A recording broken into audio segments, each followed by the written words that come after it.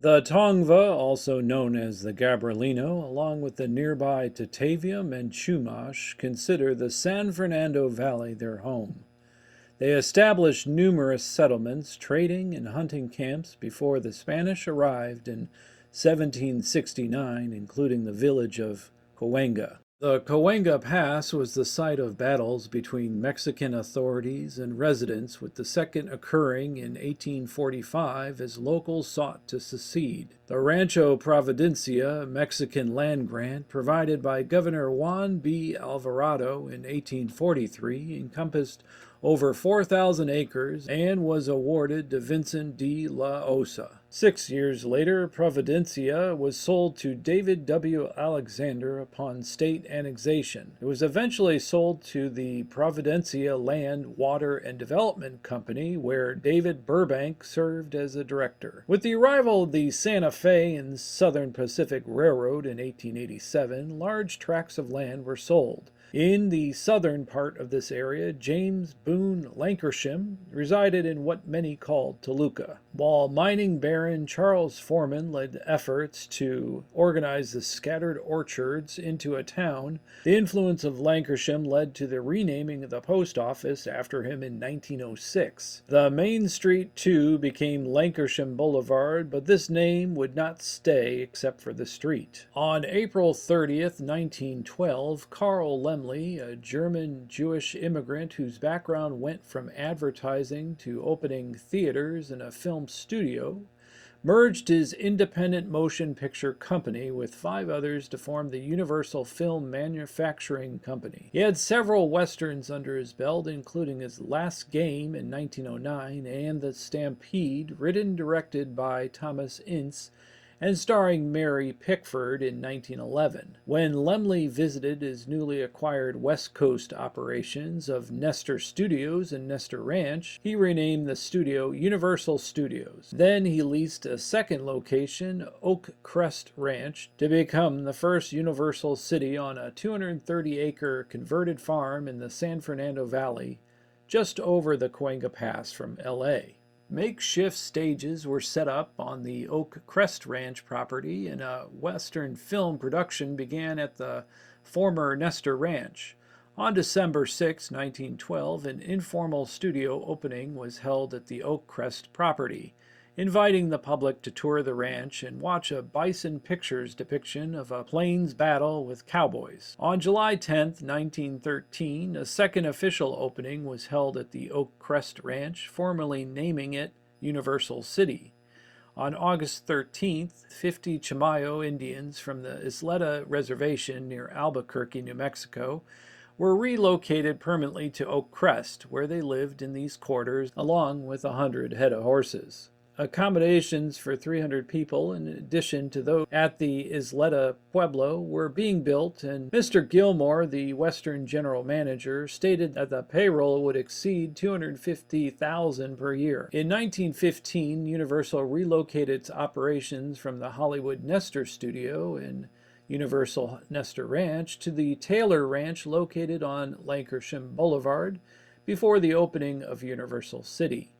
The once Providencia Ranch Oak Crest property then became known as the Universal Ranch. The famous Players Lasky Corporation secured the old Universal Ranch, a 1,000-acre tract located within 5 minutes of Hollywood at a reported cost of $1 million. Cecil B. DeMille directed the first picture there, and the site was used for permanent sets. Reimagining a building was easy, as the front could be a saddlery shop and a blacksmith, while from the other 3 angles it could appear as a Gothic hunting lodge or a Wild West ranch.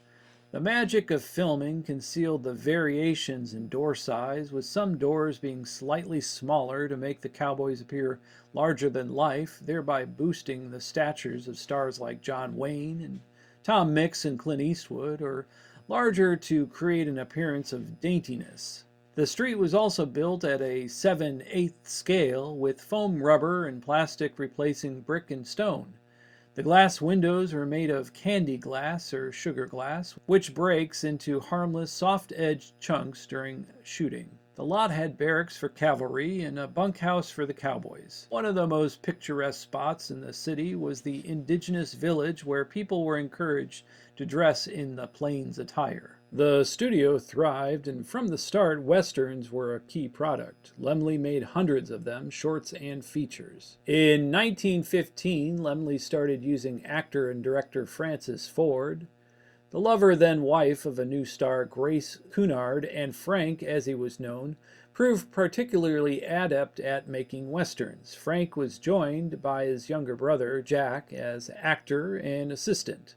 Jack Ford, later known as John Ford, soon began directing in his own right, especially after Frank's scandalous behavior began to embarrass Laemmle. Tragically, the vast majority of these pictures have not survived. The occasional one has, and we can already see the quality in such westerns as Jack Ford's Straight Shooting of 1917, which featured Universal major star of the day, Harry Carey, as the actor Cheyenne Harry. Bucking Broadway, also from 1917, is another watch, as well as Hell Bent from the year after. After Carey, preferred Western actors were Eddie Polo and, from 1920, the great Hoot Gibson. Later on, Jack Hoaxey made a lot of pictures for Laemmle. Uncle Carl remained involved and was influential in many westerns right up to 1937. One thinks of those Buck Jones talkies, directed by Buck himself, or by Leslie Selander or Ray Taylor, as well as Ken Maynard pictures, and the James Cruise-directed Sutter's Gold in 1936, which chronicled the California gold rush of 1849.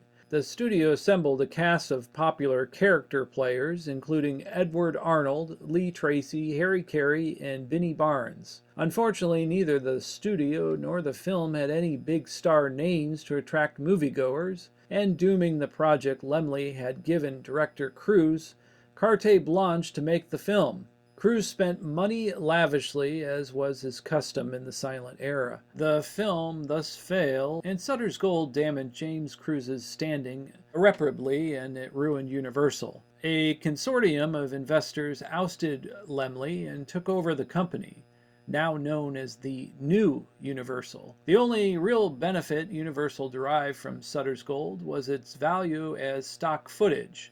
Cruise's carefully staged outdoor scenes were often edited into the studio's low-budget adventures, westerns, and serials. By 1964, 3 western streets existed when the studio tour opened: 6 Points, Texas, Denver, and Laramie. 6 Points was named for the 6 paths that converged at one point.